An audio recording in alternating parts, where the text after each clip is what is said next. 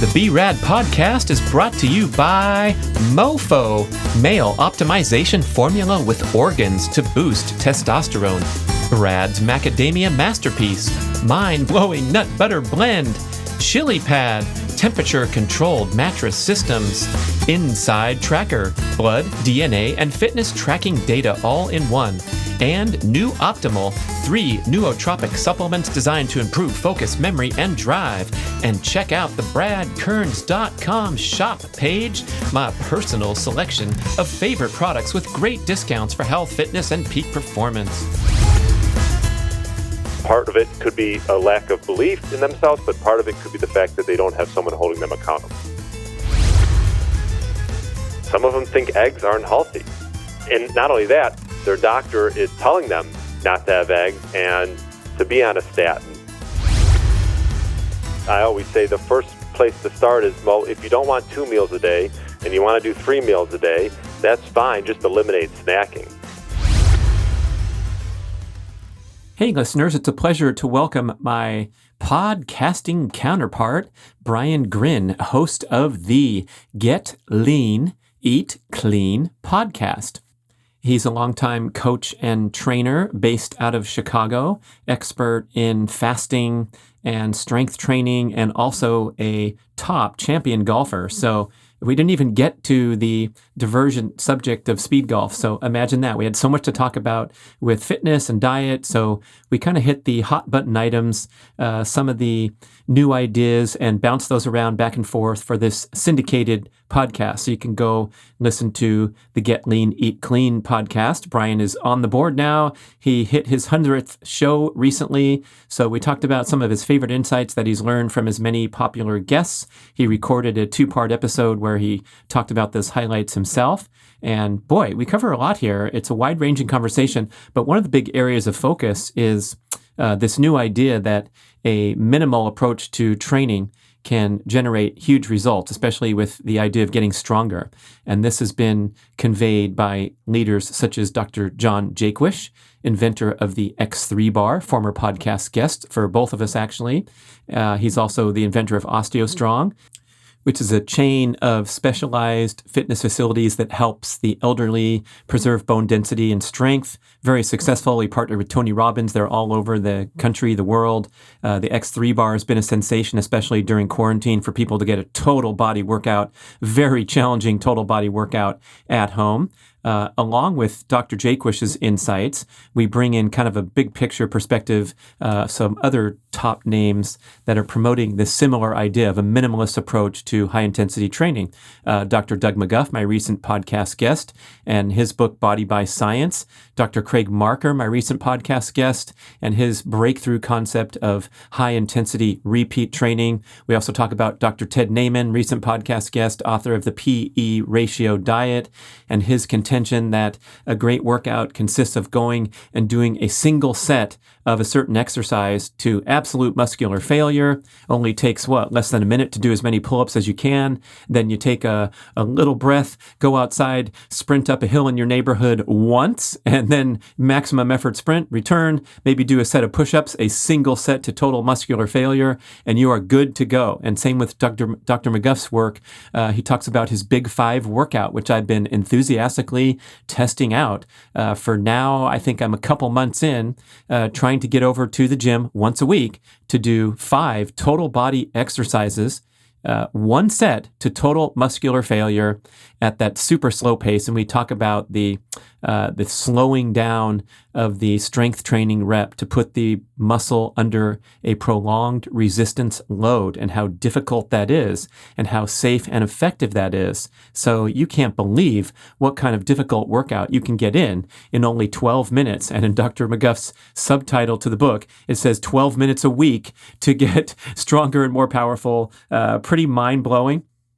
Makes you wonder what you're doing in the gym those other 5 days a week where you spend an hour. And Brian does bring up some interesting counter opinions, and just trying to sort everything out, how to divide between the specific and narrow fitness goal of getting stronger muscles versus building broad-based fitness competency, things you do at a CrossFit workout where you become good at climbing up a rope because it's a wonderful, valuable skill. Same with me, going out there and jumping and sprinting. I love to do it. I do feel like those are valuable human skills to develop, but they certainly don't equate to the pure, straightforward goal of getting a stronger muscle, which is of great importance to a variety of people, especially, oh my gosh, the OsteoStrong results are phenomenal. My mom in the senior citizen category has joined and continues to put up bigger results every week, even though she only goes once a week and the workout only lasts a few minutes. Hey, something's got to be working there. So Brian and I will talk further about this concept, but I wanted to tee that up for you as we get into it. And then we transition gracefully over into the world of diet, losing excess body fat, the confusion that surrounds this prominent goal for many people, and how to sort through some basic strategies that'll work really well for you. We talk about fasting. We talk about time-restricted feeding. We talk about eating fewer meals and eating less frequently. As you can see on the video, my 2 meals a day book in the background to prompt the conversation. And especially interesting is this overall goal that I would say is probably my number one dietary goal now, and that is to maximize the nutrient density of my diet. And Brian gave me a nice plug for the Carnivore Scores food rankings chart that I developed with Kate Kretzinger, and you can find for free at bradkearns.com. So if you haven't downloaded that and printed out the pretty full color graph and taped it on your refrigerator, please do so immediately. Surprisingly, we hear a lot about budget talk when we're trying to strive for healthy eating and people complaining that it's so expensive to buy those grass-fed steaks. I hear you, I feel you. But if you look at the rankings chart carefully, and Brian pointed out that the smash fish category are pretty much the most affordable fish you can get and also happen to be the most healthy. Same with grass-fed liver. It's a few bucks a pound. It's vastly less expensive than the more popular cuts that have significantly less nutritional value. So here we go with a couple podcasters coming at you. It's Brian Gryn and Brad Kearns. Take care. Thanks for listening. Brian Gryn, we are together again. We've had some great shows in the past, and Get Lean, Eat Clean was once a dream, and now it is well entrenched as a hot new fitness podcast. I know you hit your 100 show mark, so congratulations. And we're going to get into some important fitness and healthy living topics. Thanks, Brad. So this is fun. This is like a dual podcast here. You got the B.rad. Yeah, we're gonna syndicate this show, and we're gonna be chit-chatting about all kinds of stuff. But what's the experience been like to get behind the microphone and launch this thing bold and brave? You went out there and staked your claim. Well, I have to credit you a little bit. You helped me get some guests to start out, and all it takes is one or two, guests, and then, maybe some referrals after that. And it's been great. I love it, and I'm looking forward to the next year, and not only getting great guests on my podcast, but also getting on some other podcasts, out there as well, which will be fun. So we're probably going to have the conversation divert to speed golf at some point because you have this great golf background. But I think the centerpiece of your operation there is a long time in personal training and helping people get lean. So maybe we should kick the conversation off there, because I'm kind of obsessed with this topic of how to drop excess body fat successfully, and looking around and seeing all the different things that people are confused about. I tell the story on my show, the Fatty Popcorn Boy saga, where I had to join, instead of just talking about it and writing about it, I had to actually experience the challenge of dropping excess body fat that had creeped on without me really paying attention. And there's a lot of different nuances and I think some misunderstandings out there. We were just talking off the mic about Dr. Herman Pontzer's book, Burn, where he contends that we burn the same number of calories each day, whether we exercise or not. So the stuff starts to get pretty confusing for the average person. I mean, I agree. I think it can be confusing for anyone. I think there's a lot of misconceptions out there regarding losing weight, getting lean, but I will say that one of the things I've learned, and I had Drew Manning on my podcast, the Fit the Fat the Fit guy, is he talked a lot about the mental side of, the fact that he put on all this weight on purpose and then wanted to get it off. He's done it twice, I think. And that's pretty amazing. It is. And I give him credit because I don't know if I would do that.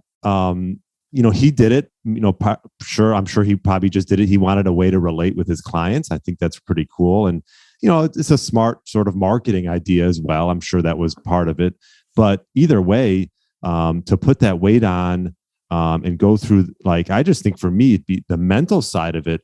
I would say now, if anything, the reason I'm somewhat of a health nut is the fact that it makes me feel so much better.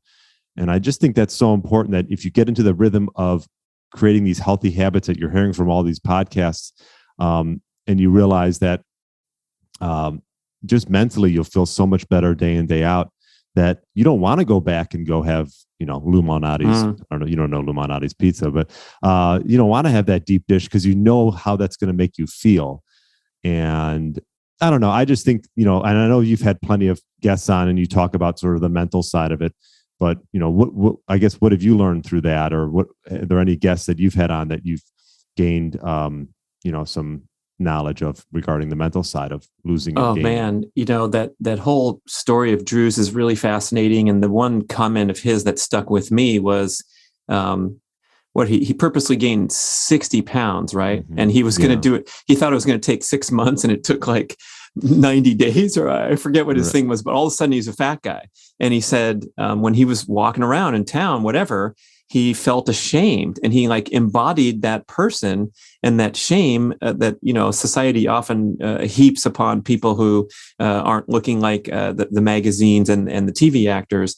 And he felt like, he was in the supermarket and he wanted to scream out to everybody, "Hey, I'm a super fit guy who's just doing this experiment." And to think about being in that mindset and how, these limiting beliefs and things that we carry around inside. Hey, we're not perfect looking, or we haven't met all our goals, but now everyone can see that everywhere you go, and you start to embody that personality.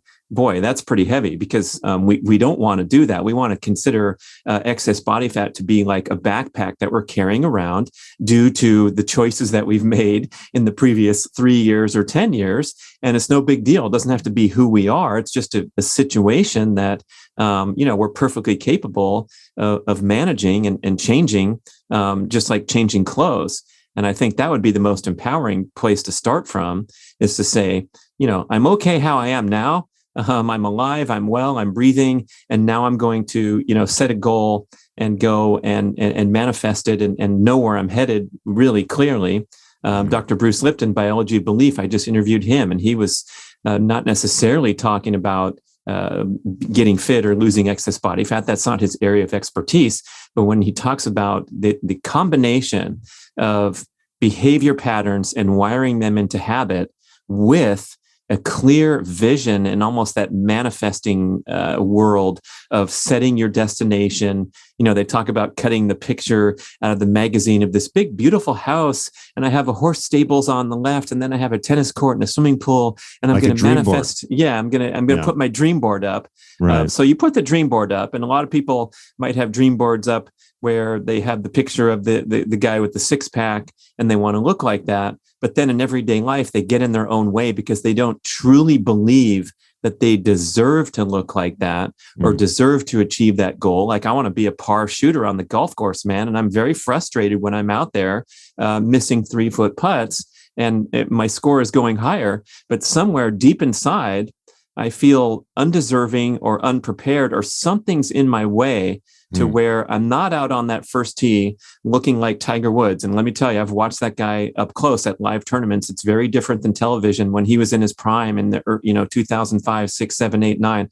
And you go up and look at his face from 10 feet away and how his brain's calculating through the course and how confident and fearless he is. It's awesome. I was going to say, did you watch his son this weekend? I saw the clip there of the kid hitting a 4-iron, this little guy who's only a bit taller than the 4-iron, and he just rifles one at the pin. It was amazing. Wow. Yeah. I mean, talk about having some swag. I mean, but no, those are all good points. I think that also too, like having a coach, I don't know if your guest talked about just having someone there that's on your team, that's holding you accountable day in, day out, or week in, week out.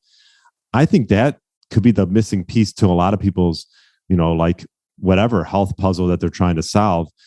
Because I mean, the information is out there, right? It can be confusing at times, right? But I think most people know the difference between eating a donut and eating an apple. Like they know what's healthy and what's not for the most part, right? But it's not, part of it could be a lack of belief in themselves, but part of it could be the fact that they don't have someone holding them accountable. Yeah, great point. And it's, answering to something bigger than yourself. And then even if the coach isn't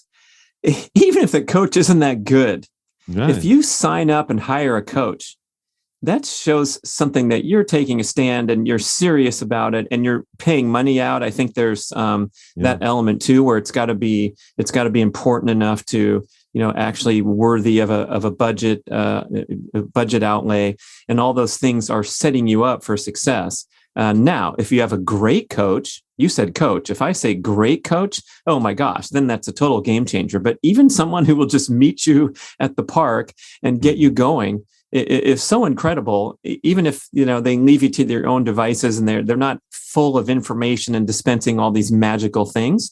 It's just getting in that groove and that rhythm. And I need to be better about that because with golf, I'm like, I don't need to nitpick my swing with a teacher 3 times a week. But with my Christopher Smith guy, he's the greatest speed golfer of all time and one of the top 50 Golf Digest teachers and long time career as a PGA professional. And just talking to him in a conversation on the phone gets me in a more focused and empowered mindset because I'm, listening to myself, and I'll utter a negative comment and he'll catch me on that and say, you need to have more compassion for your mistakes on the golf course. And I'll be like, wow, why am I complaining so much when I can say, I'm enjoying the process of getting better. Yeah, I missed a few 3-footers, but I don't have to beat myself up. I can look at it differently with his help to just open myself to bigger possibilities. Yeah, I mean, having a third party is always helpful, whether it's golf or health. And I don't know. I just, obviously I'm a little bit biased because, that's what I do. I coach a lot of mainly middle-aged males. And, but, everyone needs someone on their side that's going to help them through it. Because if you try doing it on your own, for the most part, you'll fall back into your old habits, which is just human nature. So with your clients, what are some ways where you feel like you've been really effective? And then what have you seen in terms of stuff that didn't really click? Like you tried your hardest, you put it out there. And what are those behavior patterns that you see come up where the person doesn't succeed? Yeah, I think one of the things I've learned is you just sort of got to meet people where they're at. And some people, you say something, you talk on the, you talk once a week, let's say, and you set some action items up. And then the next week they do it. And then there's others where that same action item is repeated over and over because they haven't taken action. So I think that, yes, I can talk till I'm blue in the face, but until they really understand, and this goes back to sort of Drew Manning, until they can really understand why are we meeting? Why do they want to take control of their health? Is it because they want to play with their kids? Or I think you have to really dig into that level, almost like the why game, and figure out what's truly moving them to take action. Until you can get to that, I mean, I can talk till I'm blue in the face and nothing's going to happen. And do you ever kind of step into a confrontational encounter where you're seeing the pattern repeat over and over? Maybe they're not. Yeah. Oh yeah, I kind of blew that off, but this last week was really busy, or they got an excuse every week. Does that ever happen, or how does that go? So, well, I think what's happened a little bit is a lot of my clients there's contradictions with what they've grown up thinking was healthy and what now is healthy. Like some of them think eggs aren't healthy, and they're and not only that, their doctor is telling them not to have not to have eggs and to be on a statin, or and so now I'm coming in and I'm contradicting what their health professional has maybe advised them over the years, maybe a low fat diet and things like that. And so, you got to sort of tread lightly, and, I don't want to step on people's toes, and I can only say what I think is right for that client and let them make the decision. Oof. Yeah, that's a tough one, especially when you're, battling against one of the pillars of society, which is conventional medical care and medical information.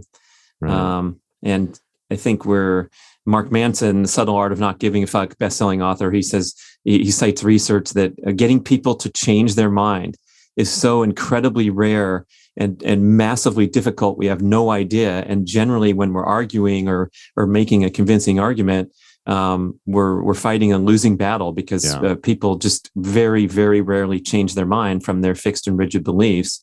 And that includes the medical community and the process of science. I think it was Doug McGuff. We're going to talk about him shortly, but he said, look, 20 years from now, all this ancestral stuff, whatever the broad picture is painting about how, eggs are okay to eat and all the things that are being shaken up right now. He goes, it's going to take 20 years for mainstream to embrace this because that's how slowly science moves and industry and, changing. He goes, I just want to be ahead of the curve. I don't know about you, but I don't want to wait that long. And that was a nice, kind way of saying, the medical system is backwards and screwed up and terrible, and they're all wrong. He wasn't saying that at all. He was just saying that things move really slowly. And if you want to be ahead of the game, let's take a look at some of this emerging science and try to stay on top of things. Same with fitness. Yeah, no, I agree. I mean, I think, talk about Doug McGuff and his, I'm actually reading his book right now, and I know you've had him on. You've also had other people who probably have some differing opinions on, let's just say, frequency of workout and let's just say intensity and, time under tension and things like that. It can confuse a podcast host, Brad. That's what's so fun. That's what we got to get into today, man. Right. I mean, so and that's for myself, working with the X3 over the last couple of years and having Dr. John Jaquish on, which is there's a similar philosophy there, right, between McGuff and what Jaquish talks about with his 10 minutes a day in the X3. And for me, as a traditional bodybuilder, but lifter for 20 plus years, it definitely took me time to understand that as long, that maybe I don't need to work out as much and I can be just as effective. I don't need to be sore and I can build muscle. And I'm actually learning that. I've learned that over the last couple of years. Yeah, this is a really fascinating breakthrough in fitness that I see happening recently. And we can kind of group together to make a big picture here when we talk about Body by Science with Doug McGuff and John Little and John Jaquish, X3 Bar, who's all over Instagram touting his very brief but extremely challenging workout. And Dr. Ted Naiman, the PE ratio diet. And he's also pretty prominent on Instagram, advocating these single set to complete muscular failure in a single workout. So he's saying, get up there and get on the pull-up bar and do as many as you can until you drop. And you could do a short rest and then go sprint once up a hill in your neighborhood and then come back and do one set of push-ups. And these types of workouts where you're fatiguing the muscle completely, just like Dr. Jaquish talks about, where he's doing the variable resistance and the decreased range of motion until you can absolutely not even stretch the bar at all because your muscles are completely torched. It's really fascinating to me how the idea is that you're going to make quick strength breakthroughs with very minimal duration workouts. And we'll pause there, but then the follow-up is, what the heck are we doing in the gym for hours and hours? But what do you think about the overall premise of, prompting strength gains with a workout that's, in Doug McGuff's case, he says 12 minutes a week is the subtitle on his book. 12 minutes a week, people. Well, yeah. My thought around that is I think if you focus on the eccentric motion more when you're doing these weightlifting routines throughout the week, I think that can go a long way. And eccentric essentially is the lowering of the weight. So like, I've been doing with the X3 is trying to count, I'd say 5 to 8 seconds as I'm concentrically lifting the weight, and then letting it come down another 5 to 8 seconds. And the idea, and McGuff talks about this in his book, is no momentum, no swinging. You're under tension the entire time. And it's almost the thought of, and I might start doing this, is timing how long it takes you. I think in the book, it talks about like 60 to 90 seconds of time under tension for that muscle. As opposed to worrying about sets and reps, which is most traditional lifters do, and what I did forever, just trying to hammer through it as fast as possible, not even focusing on the eccentric motion of the exercise. But I think that can go a long way. I'm still. I know Dr. Doug McGuff talks about 7 days of rest. I don't know. I'm not quite there. I'm not quite there. I actually sent a message to someone that I had on my podcast. His name's Eugene Loki's, but he was just sending me back his thoughts on that, which don't agree with that. As far as hypertrophy training, that you would need more than one a week workout. So, I know there's science maybe both ways, and maybe it just depends on what you're using as your lifting platform, and and how great of a stimuli that is to make that decision. Well, for me, it's helpful to understand first off the context. And in John Jaquish's case, Doug McGuff's case, they're talking about getting the muscle stronger, period. So increasing muscle strength. And that's quite different and disparate. And there's a great chapter in McGuff's book where he focuses on sport-specific training and comparing and contrasting a workout where you're trying to become a better athlete versus a session where you're trying to increase muscle strength. And the argument is, let's have this muscle strength effort going on in the background from whatever other athletic endeavors you're doing. So when you're going for strength, you do this really brutal 12-minute workout, or in the X3, you're taking 10 minutes a day to work on the different muscles.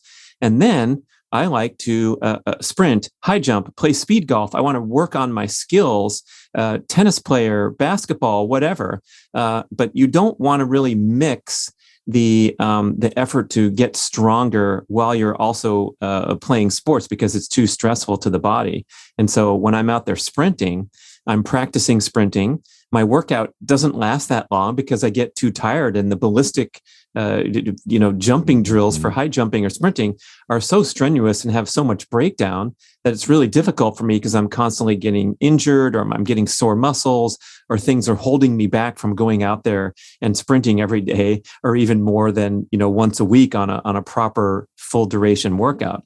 Now, if I could come to these workouts with more overall muscle strength and resiliency, then I'm looking at a nice, tidy package where I can practice without that risk of breakdown and prolonged recovery time, because I'm overall stronger person.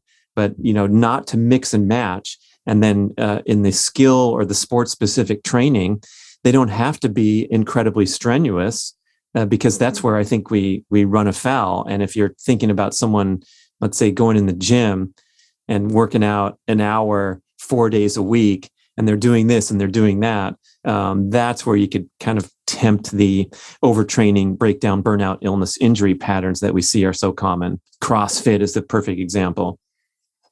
Yeah, I definitely agree. You definitely want to separate the skill of a sport versus just getting strong. But you're going to get differing opinions on the best way to get strong, I guess. I mean, you're still going to have the traditionalists say you should do 3 sets of 8 to 12 reps. but I don't think there's nothing that really disputes the fact that you should also really focus a lot on the negative portion of the lift, which I never used to do. And you'll see guys do this now more and more, where you're not only lifting it, let's say on a 5 count on the way up, but a 5 count on the way down. That can go a long way. And just to let you know, I tried, I know I've posted some stuff about me doing the orange band and the orange and the white band. And yes, I can do it when I'm moving at a decent pace. But let me just say, yesterday I tried it like 5 down, 5 up, and definitely wasn't pretty. It wasn't Instagram worthy. So people, if you're familiar with the X3 bar, it's a home fitness sensation, and it has a bar that you strap on these different resistance bands of varying thickness. And it comes with a nice set of 4 or 5 bands going from dark black to light gray, being easy. And then if you're a real superstar, you can order up separately this ridiculous orange band that Dr. Jaquist shows. He's doing his chest press, and he's a very strong guy, and he's able to use this accessory item. And then here's Brian on Instagram doing squats, one-legged squats. Am I not mistaken there? Yeah. So that is like, it's probably the single most difficult exercise I've ever tried, where you don't know that type of muscle fatigue unless you've tried the variable resistance to complete muscular failure. But yeah, it's a lot of effort to stretch those bands, and I think it scales for everybody, which is cool too. Yeah, no, I mean, variable resistance was something I never really talked about or did, other than over the past year and a half, 2 years, with the quarantine. And then I wanted to try something different. So if you haven't done variable resistance, whatever it is, whether it's the X3 or whatever bands you're trying, or I think it makes sense, because everyone's on a strength curve. I mean, we're strong at different ranges of motion, and that's what touts the X3 as effective, is the fact that when you get stronger, it gets more difficult. But yeah, all I have to say is, when you slow things down, good luck. I think I even read in Dr. Doug McGov's book that you should go at least 20-30%. It might have not been his book, but I remember reading about you should go at least 20 to 30% less weight if you're really going to focus on the negative and the eccentric and slowing it down. So I might have to go a little bit lighter. Oh my gosh. My first exposure to this was actually in Chicago, your hood. And they had the super slow gym. They sponsored an event. Yeah, and Mark Sisson and I came in. So they call this super slow training. And everything is, in this really prolonged count where you're doing a rep of something. And so I was just meeting these people for the first time and talking about how, my routine in the park is I do 100 decline Spider-Man push-ups most every morning, where I'm going in sets of 40, 20, 20, 10, whatever. And I showed them, you elevate your legs and you go down, not just doing an elevated push-up, but you're driving your knee to your elbow as you lower and then back up. And I call it the most difficult push-up there is. And they say, have you ever tried super slow? And I said, no, what do I do? Okay. So I'm there with these people watching, and I lower down with their count. They're asking me to go down for a count of 8 and up for a count of 10 or something. And I got to 5 push-ups, and I was completely twitching and wobbling, and then dropped to the ground, collapsed in shame, with all these people going, oh, he did 5. Well, what are you saying? You do 100 every day? So I wasn't like incompetent at push-ups, but it was so different. And then the next morning I woke up and my pecs were all sore, because it was such an amazing stimulation. Yeah, it's something you try. If you've never done it, just slow it down and see what you can do. I would definitely recommend going less weight, just feeling it out. So it's safer too. I think it's great to incorporate more people into this critical obligation of strength training. But you see a lot of times the female population, they're going in the gym and they're climbing the Stairmaster, they're doing the spin class, they're doing the strenuous cardio class, but they're not putting their body under huge resistance load, just because they're averse to it or intimidated, or there is a safety factor when you're talking about free weights that, most people probably don't need to venture in there for a long time. But when you're doing everything slow, It's super challenging, and it's vastly safer than, hoisting even the machines. You can strain your neck or something if you don't know what you're doing when you're hoisting weight and having it drop under force. Yeah. No, yeah. I mean, I just did traditional lifts forever, and it's a game changer. So, yeah, I'm excited. I'm excited to keep working at it, because let me tell you, I'm gonna have to go down and wait a little bit. Doing these, like you said, 8 seconds. You count to 8 seconds. It's like torture, and then coming back. I know Jay Vincent. I've been watching some of his videos on YouTube where he'll put someone through that workout. So definitely worth checking it out. So back to this idea, you said you had a difference of opinion coming through with your associate, and talking about the once per week. The Doug McGuff template is doing these the big 5 workouts, which are functional full body exercises: leg press, overhead press, chest press, seated row, and pull down. Okay, right. So these are major movements that incorporate the big muscles, and you do them to total failure, 1 set each only. We're doing them slowly though, so they're pretty tough. And then you're out of the gym probably in 12 minutes. And then according to research, and their whole argument is that if you try to do it more frequently than that, you won't progress as quickly. You'll be having delayed recovery. And so they discovered that once a week is the sweet spot. And boy, it's tough to embrace. But the one thing I will float out there before I get your lengthy opinion is, if you're not that strong to begin with, you can probably go out there and do the workout twice, because it's not so impressive what you just did in that 12 minutes. And I'm putting myself in that category, because when I started doing the big 5, I'm like, dang, my muscles have gone to complete failure, but I haven't rode that much weight because I'm just not that strong out of the gate. And I feel like in 3 or 4 days, I could probably go in there and put in an impressive effort. But I could imagine someone who is really strong and is working with 210 pounds or whatever it is, those muscles are going to need a lot of repair time. Yeah. I mean, I think it depends. It probably depends on your background, how much you've been lifting. I mean, once a week to me just sounds like you would need to get more stimuli more than once a week. But again, he's obviously has a lot of research behind this.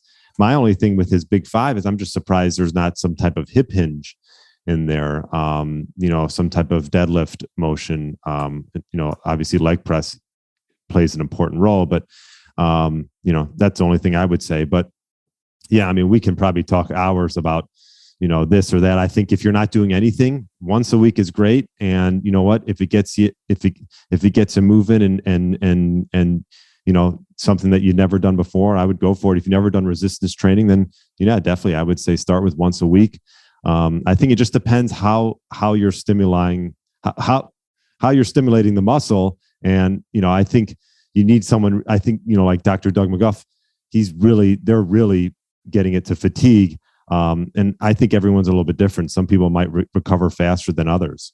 So, I don't know. Yeah, it's also Dr. John Jaquish with OsteoStrong, that chain of centers that are designed targeting the osteoporosis, the senior population, and trying to rebuild not just muscle strength but bone density. They're also on this once a week protocol. And look, if you're going in there and you're putting up bigger numbers week after week after week, something's working. And we're not talking about, my mom right. just joined OsteoStrong in Los Angeles, and she's gone through several sessions and is showing that she's stronger on the chest press by this many percent.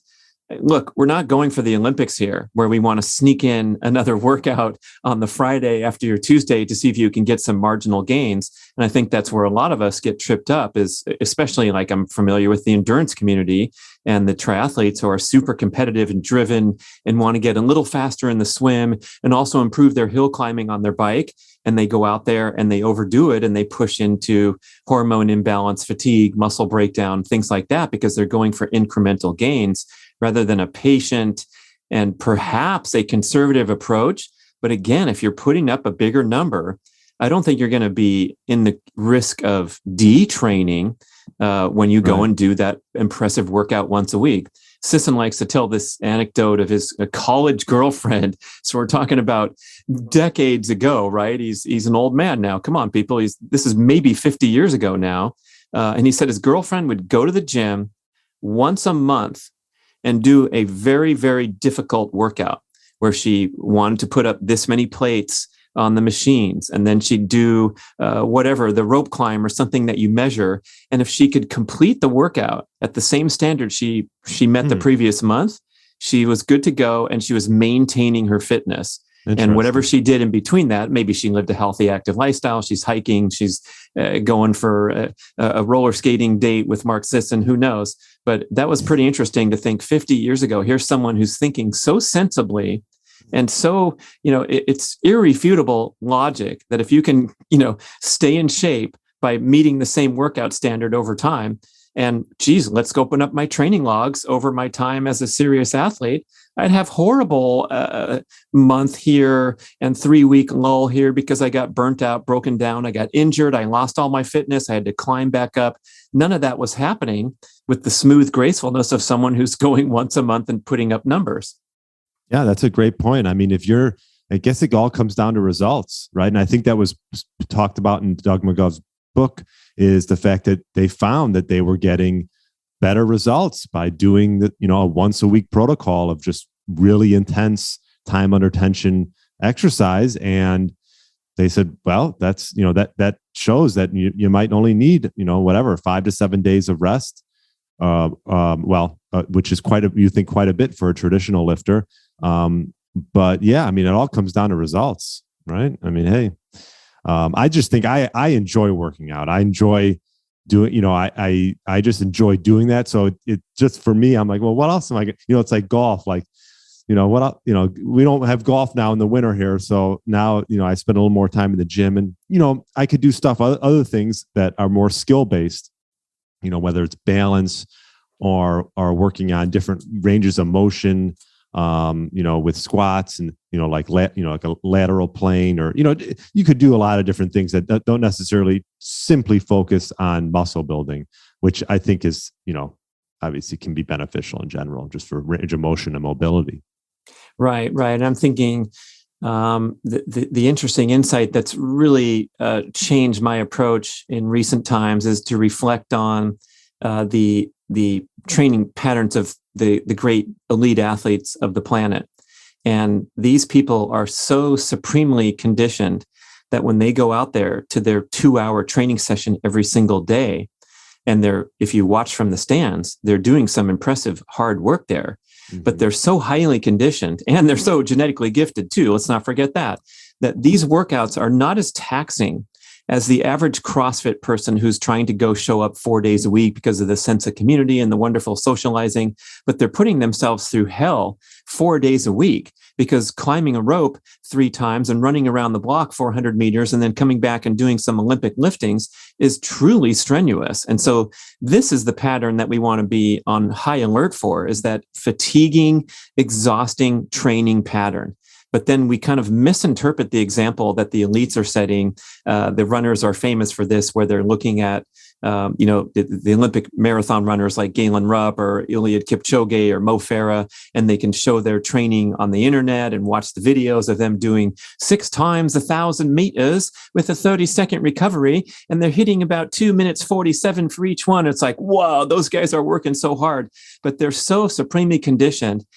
Many of their workouts are literally comparable to the average endurance athlete taking a brisk walk around the block with the dog.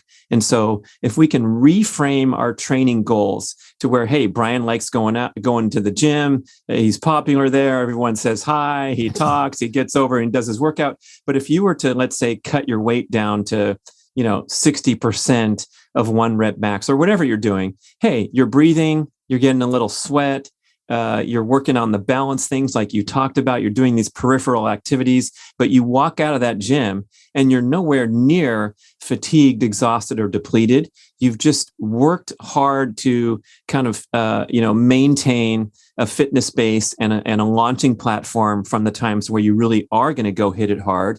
And I don't think that should be more than once a week for almost everyone, especially those listening. The Olympic athletes might be out there doing 2 epic workouts a week, but that's because they're Olympic athletes. Yeah, no, it's a good point. And, I'm looking in your background here. You said your 2 meals a day book.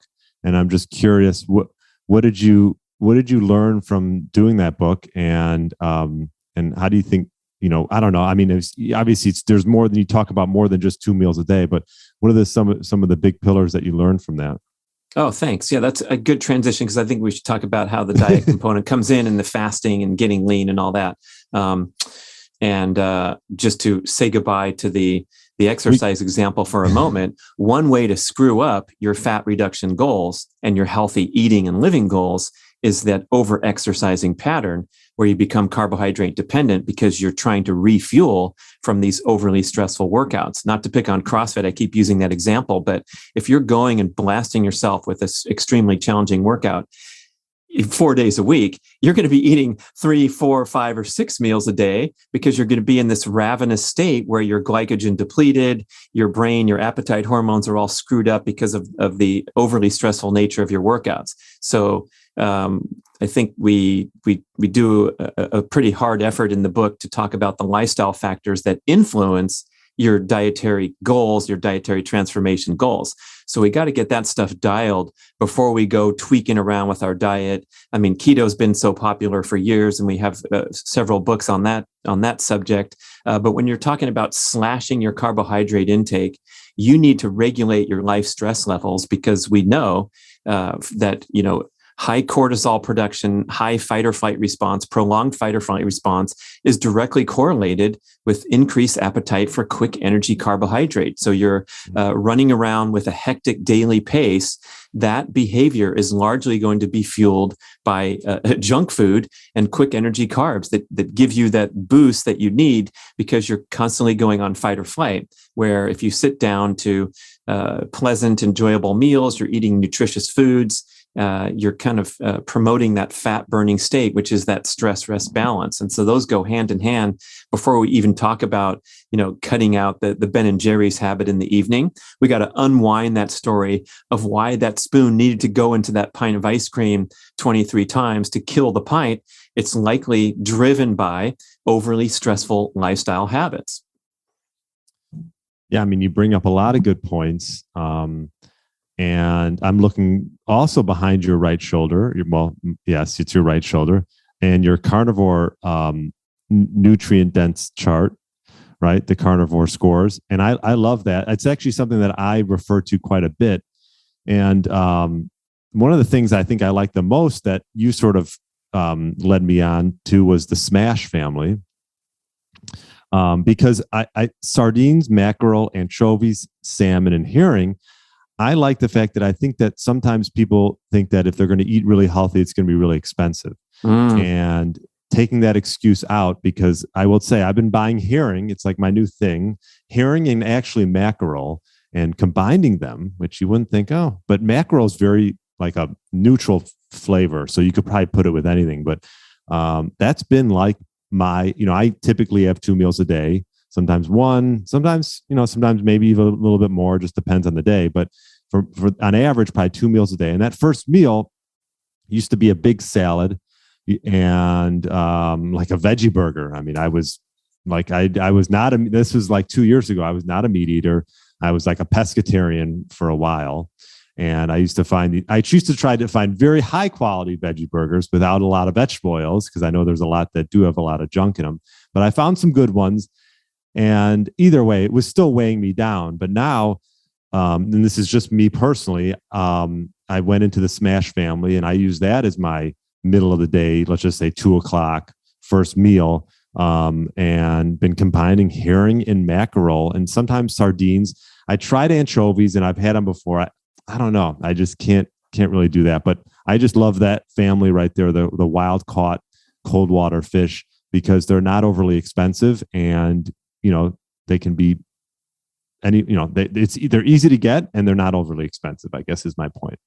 What a great point to highlight the budget aspect, because you hear so much blowback from people saying, well, all that organic stuff is more expensive. Grass-fed is hideously expensive. I'm even scared to buy the, you see the beautiful steaks from Bel Campo in the fancy market in Los Angeles, and it's $34. And I'm like, you know what? I'm not that good enough of a cook to buy that thing and go home and screw it up. So I'm kind of scared. But if you look at the chart that Kate Kretzinger and I developed, grass-fed liver is arguably the most nutrient-dense food on the planet. And it's dirt cheap because the consumer demand is not there. And so if you look at the high rankings, the Smash family, the pasture-raised eggs, where you're paying $6 or something for a dozen instead of $3, that is the best return on investment value for the increase in nutrient density from getting a true pastured egg. And now they're in widespread distribution all over the country, especially Vital Farms. You see them. I think they have a consortium of local farms. And so you can get that product almost anywhere, and anything you can't get, you can go and order online. I have ButcherBox delivering food to my door. It's all grass-fed and pasture-raised. U.S. Wellness Meats has these beautiful cuts of all the different organs: heart, liver, kidney, liverwurst, Braunschweiger. Very, very affordable. So all of a sudden, you're eating at the very highest level of nutrient density, and it does not have a huge budget impact. And so, if we can put that excuse aside for a moment, then we're looking good. And of course, you can go get some delicacies. I mean, salmon eggs are also highly ranked up there with liver, and you can get a very small amount of salmon eggs for $10. So I'm not doing that as much as I'm doing the liver, but whatever it takes, there's ways to make it work. And I think the great experience of coming away from preparing that chart was to realize that, this has now become my main dietary focus, is to elevate the nutrient density of my diet, more so than, worrying about macronutrient ratios or even having calories. A ton of variety. Like, we have enough pleasures and indulgences in life, and I go out and get enough, wonderful restaurant meals or special meals when we're on vacation. I have enough of that to last me and sustain me.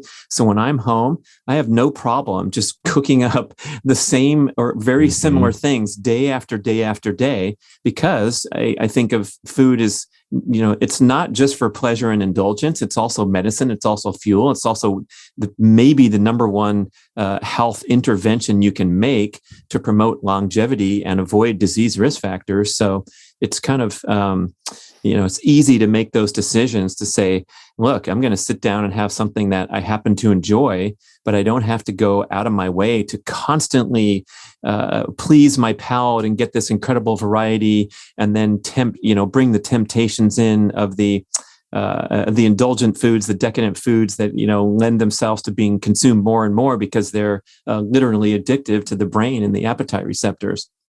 Yeah, I mean, you talk about spending this on a budget too. What about like ground meat? Ground meat is less expensive than going out and buying a ribeye. And I use a company called, there's other ones, but Force of Nature. I order their their ground ancestral blend. And it also has, I believe they put some organs in there as well. I believe heart and one other organ is already blended up in there. So it's great. You don't even know it's there. If you're worried about, I don't want to have heart or I don't want to have liver because maybe you're worried about the taste. Well, get a ground meat where it's already grounded in there. You won't even know it's there. And you're eating high nutrient dense foods for not that expensive. I think one package is like $11. And that's probably, I think, last at least one or two, at least two meals, I would say, on that, maybe one for some people. But like I said, I that's the key. I mean, right? I mean, we can talk till we're blue in the face about working out and how many sets and how many reps and intensity. I mean, if you're going for walks and you're eating quality nutrient dense foods, I mean, that right there can go a long way. Yeah, and back to the title of the book, 2 Meals a Day. That was the other big insight that we tried to highlight, was there's two deals in play here. One of them is the choices that you make of the foods that you eat and trying to, go for the more healthful products. But there's this other element of how frequently we eat. And that's the part that seems to have been widely abused in modern times. There's also great research in recent years about time-restricted feeding, the importance of giving the body, the digestive circadian rhythm goes hand in hand with our overall circadian rhythm. So we don't want to be eating much at all after dark. We don't want to be eating throughout our waking hours. Dr. Panda's research at Salk Institute, UC San Diego, I think he had like an average food eating window for the large population that participated in his study. The average was like 16 point something hours. And it's like, really? Wait a second, that's how long we're awake. Yeah. And so for many, many people, they put calories in their mouth as soon as they awaken, and they're nibbling on something all the way up until right before they go to bed. So now it's become popular to kind of compress that eating window into whatever number of hours. And I'll ask your opinion on some of that stuff going on. I know you're big on those tightened eating windows, but I think generally there's a lot of personal preference here that we need to respect, and whatever works for people. But just the idea that we can sustain ourselves without these regular feedings and snacks, especially snacking, can be really harmful to fat loss goals. That's a nice, completely different journey to travel besides making the good choices when we do eat. Yeah. You bring up snacking. Actually, I had Megan Ramos on my podcast over the past year, and Megan Ramos is partnered with Dr. Jason Fung, who was probably the first author and doctor that I read about talking about fasting. And I read his first book, Obesity Code, and that really spurred me into this sort of journey down intermittent fasting. And so I completely agree. I think that I always say the first place to start is, well, if you don't want 2 meals a day and you want to do 3 meals a day, that's fine. Just eliminate snacking. And I asked her at the end of the interview, I said, well, what do you think would be one beneficial tip for individuals, if they want to, maybe get their bodies back to what it once was 10, 15 years ago, which is a question I ask a lot of my guests. And she's like, she's seen so many different clients with fasting. She's like, if they could just eliminate snacking, right there, that tip alone can go a long way. And like you talk about, it's a combination of these foods that are stimulating insulin, but also doing it frequently throughout the day. It's, so if you can, if you're going to have foods, obviously any food's going to stimulate insulin for the most part, some more than others, obviously, right? But if you can just reduce that number to maybe 2 meals a day or 3 meals a day, and that's it, that's a great place to start, even if you don't want to get into some type of window of fasting. Yeah, there's some good commentary about this feast or famine concept. I think Dr. Art Devaney was the first one to really harp on that, where we're designed to live well off of stored energy, and perhaps the healthiest way to go through life is this feast or famine pattern that we've experienced throughout evolution. Mm-hmm. And I know in my own personal example, like once I turn that switch on, like I haven't eaten yet today, it's around midday here on the West Coast. As soon as I do, I'm going to go probably have what would be considered a large meal, because it's time to eat and I'm going to enjoy it. I'm not going to limit my portion sizes or any of that nonsense that we know is kind of dated and flawed guidance. But I also wasn't obsessed with food in the early morning awaking hours, because I'm good at burning fat and I'm not worried about it. I'm busy. I was doing things, but it's kind of, I think if you're leaking in snacks throughout the day, that could disturb your appetite and your caloric intake, because you kind of a snack begets additional snacking and then transitioning right into a meal. And if that's your pattern and your habit, it's going to be easy to kind of dysregulate. Yeah. And one thing I found just working with clients is, I think if you keep it simple and it's like a black and white thing, people will follow it. So that's where I think fasting can come and play a big role, in the sense that you're either not eating, or you're either in a fed state or you're in a fasted state. Now, granted, yes, there's a little maybe ambiguity and there's a gray area. Oh, can I have black coffee or can I have tea? And yeah, I mean,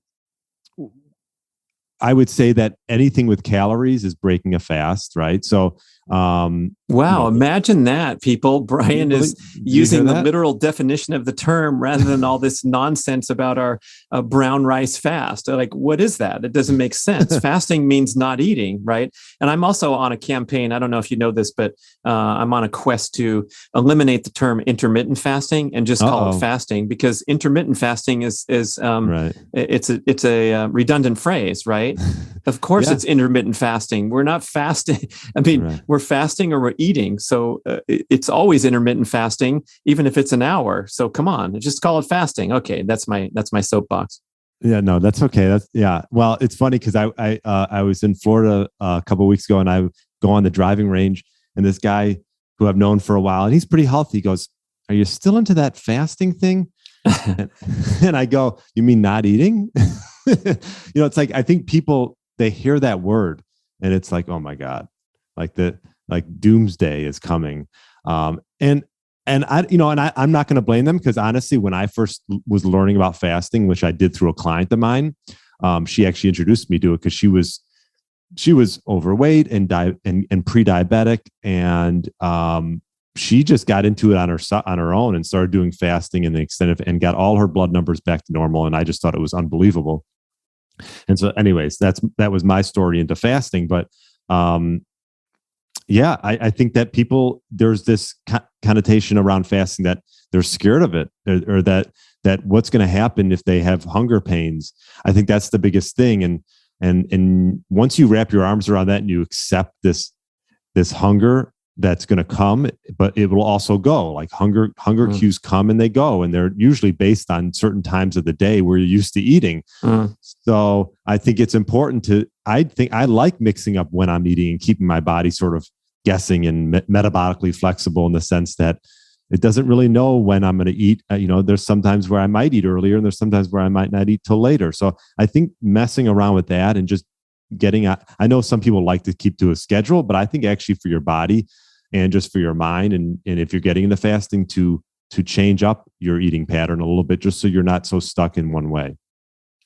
Yeah, I like that. It's not being attached or addicted to anything, even in a positive manner, where you're a keto person and it's become part of your identity, and you never eat more than 50 grams of carbs a day, and you're very rigid about that. And if there's nothing to eat there in your environment, you're going to skip the meal, or you're going to stress out, or you're going to have to reach for one of your specially approved keto snacks, and that makes you having a little bit more of a rigid lifestyle. So I think that term metabolic flexibility, like you described, hey, I'm sometimes going to have a massive giant breakfast if we're going out and it's a social event and I feel like it, and I'm going to hit it. And then the next day I might not eat anything till 1 p.m. And all those things possibly could be described as the healthiest and most well-adjusted way to eat. Because when you get that regimentation, restriction, and narrow focus, this can easily lead to symptoms of orthorexia. That's an unhealthy fixation on the correct approach. And that is a prominent and increasing problem, especially in the progressive health community, where people are learning more and more. Now, I'm not going to say follow this up with a quip like everything in moderation, because that really bugs me when people use that comment when it comes to diet, because our diet is so disastrous in our overall health state. Here, we're both in America, the richest nation in the history of humanity, but it also has the sickest and fattest population that's ever been recorded on the face of the earth. And so when you say everything in moderation, we're talking about dealing with an average that is so pathetic that we need to strive to be extreme in our pursuit of healthy eating practices and healthy living standards, because moderation means that we're allowing all these toxic, chemical-laden, endocrine disrupting, appetite disturbing foods, because that's the average and the norm. So I'm not big on a casual approach and allowing, for example, the refined industrial seed oils to linger around. And there's some examples here in your cupboard in your fridge. I think we should have an extreme approach to eradicate our diet of the toxic chemicals that are associated with cancer and disease. But then in that big picture, hey, yeah, you can fluctuate your meal times. If you're going to enjoy an indulgence or a treat once in a while, let's have it be the most exquisitely chosen and selected. Oh, Brian, if you're watching on video, he's putting up a jar of Brad's macadamia masterpiece right there on the screen. It literally came. No, I'm not kidding you. 5 minutes before we started this. He opened the box and then turned on the mic. We're meant to be talking right now because it came right before. Yeah. And, I mentioned going on vacation to Seattle where they have the handmade ice cream shops and people stand in line in the nice summer evening and you go and get this wonderful handmade ice cream. And I will indulge, gleefully every time I'm in Seattle. But that's not the same as having a pint of this ice cream on my shopping list and stocking and restocking for the other 11 and a half months a year. So if we can be like more mindful and deliberate with our celebratory choices, that is, going hand in hand with leading a healthy, balanced lifestyle. Yeah. And you bring up 2 points. One, cooking for yourself, I think can go a long way. I had Dr. Bill Schindler, Dr. Bill Schindler on my podcast, and he just came out with a book. But check out his work. I mean, they make everything, and they also, which I've never done. I've never hunted or done stuff like that. I don't know if I would, but he really stresses how how important that is, and just working for your food, and as opposed to just always ordering on Uber Eats and love it. Yeah, sitting down and preparing a meal, chopping up the onions. Yeah. And then I lost my train of thought. But that, and I think a big thing that I find that works with a lot of clients too is you got to clean out the cupboard, right? You got to if your habits keep fighting you and you find yourself wandering into the kitchen, well, take out all those temptations by just not having anything in there that would be that you would want. If you don't want to throw it away, give it away. Bring it to work. We always bring our sweets or whatever, right, to work. So other people, obviously that's not like a greatest thing, but other people will have it, not you. But that's the biggest thing my wife and I do is we order stuff that we freeze in the freezer, places like Force of Nature, different meats and fishes that we like. I tried this place called Seatopia, which I learned from another podcast, and they are out of California. Really cool fishes if you want to get some high-end like sushi grade fish. But try those, put those in the freezer, be prepared that way, and take all the temptation out by not buying those things that are going to get in your way. The ice creams and you can have sort of your temptation foods, but have them maybe be on a lower scale. Like my macadamia masterpiece. I do love nuts, and I'm not sensitive to them, so I don't mind having them here and there. And I put this on like an egg white wrap. I used to love peanut butter and jelly, but I put this on like an egg white wrap, which is like literally made up of nothing, and with this and like a little bit of like quality jelly. And is it a normal peanut butter and jelly that I would get with a normal piece of white bread that I had probably when I was 10 years old? No, it's not the same. But for me, it actually is. It meets my requirement, and that's my splurging. So I think if you can find your level of splurge and maybe just dial it up a little bit and make it so it's a little more refined and better, not refined meaning refined, but like just, yeah, you get my point, I think. Yeah, I love it. And it's important to highlight that environment is like everything, right? If you create that healthy environment in your house, and also I think your peer group and the people you surround yourself with, if we all allow these indulgences and lack of discipline, that's kind of where we're going to head. And then when we get into the mix with people who really care, and maybe you're going to be the one setting the shining example and other people are going to be following along, maybe reluctantly at first, but at least you're walking your talk and you're not kind of an enabler. I think we do that to each other in a negative aspect really easily, where one person gives permission. The Framingham study has that interesting pull out insights about obesity clusters. I don't know if they found happiness clusters, they found obesity clusters, and it's this degrees of separation where I think the obesity clusters were going in 3 degrees of separation. So if you and let's say your neighbors are obese, there's a high likelihood that it's contagious. And to the extent that your friends and your friends' friends are all showing adverse health markers and disease risk factors because you hang around together and kind of, emanate that type of energy versus, people who are wandering around the gym every day and all their friends are gym goers and members of the running group. And sort of that type of behavior is contagious also. Yeah. I mean, you see this with parents and their kids. It's sort of this sad sometimes, right? Same type of thing. But yeah, no, I mean, surrounding yourself with I always say, like, I coach golf for high schoolers and I meet with them at the end of the year. We do a one-on-one meeting and the seniors, I'm always trying to think of something that I could, it's a couple of good words for them as they're going off to college. And one of the things that I tell them is surround yourself with the right type of people and the habits that you want to get into. Because you see that a lot. People surround themselves with the wrong individuals or they're doing the wrong habits, especially going into college. And if you could find yourself, I had a few friends that were into lifting and I was into Muay Thai, kickboxing, and we used to go to these, gyms on our own in Indianapolis because I was at Butler for a couple of years. And yeah, I mean, it's so key. There's nothing better than surrounding yourself with people that have healthy habits. That's for sure. Love it, man. We've had a wide-ranging conversation here, cutting across fitness, diet, health, lifestyle, making good choices as a college student.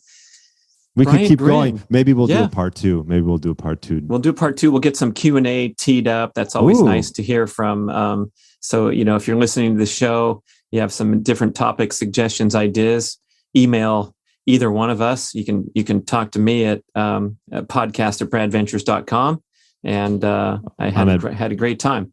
Yeah, Brian at briangryn.com. That's easy. And yeah, we could keep going on this. So maybe we'll do, I mentioned to Brad, maybe like an Instagram Live Q&A too. Maybe we can dial one of those up. I did that with Dr. Ted Naiman, and I thought that went really well. So love it. Thanks everybody for joining me with Brian Gryn. Get clean, get lean, eat clean. There you go. Do it all. Where's the music? I want to hear the music. Dun, dun, dun, dun, dun, dun, dun, dun, dun, dun, dun, dun, dun. Thank you for listening to the show. I love sharing the experience with you and greatly appreciate your support. Please email podcast@bradventures.com with feedback, suggestions, and questions for the Q&A shows. Subscribe to our email list at bradkearns.com for a weekly blast about the published episodes and a wonderful bi-monthly newsletter edition with informative articles and practical tips for all aspects of healthy living. You can also download several awesome free ebooks when you subscribe to the email list. And if you could go to the trouble to leave a 5 or 5-star review with Apple Podcasts or wherever else you listen to the shows, that would be super incredibly awesome. It helps raise the profile of the B.rad podcast and attract new listeners. And did you know that you can share a show with a friend or loved one by just hitting a few buttons in your player and firing off a text message? My awesome podcast player called Overcast allows you to actually record a soundbite excerpt from the episode you're listening to and fire it off with a quick text message. Thank you so much for spreading the word. And remember, be rad.